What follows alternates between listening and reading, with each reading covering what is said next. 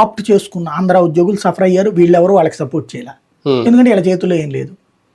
ఇక్కడికి వచ్చినటువంటి వాళ్ళు ఇక్కడికి రండయ్యా ఆఫీస్ కంటే సెక్రటేరియట్కి ఎంత రచ్చ చేశారు అప్పుడు.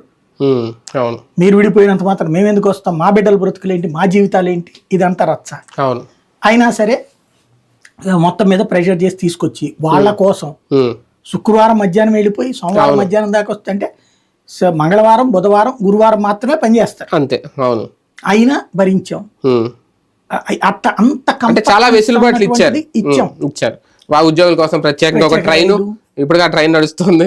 అంత చేసినా కూడా ఏదో ఇంకా కావాలి.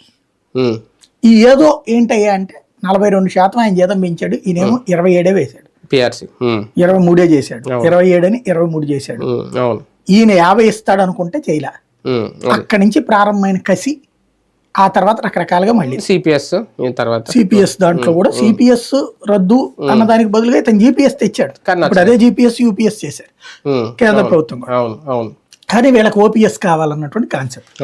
ఇట్లా కథలు నడిచినాయి. ఇంకొకటి అన్నిటికంటే చిరాకేసింది జగన్ ప్రభుత్వం మీద 1వ తారీఖు జీతం ఇవ్వకపోవడం. అది మెయిన్. అది ఇవాళ 1వ తారీఖు జీతం వస్తుంది.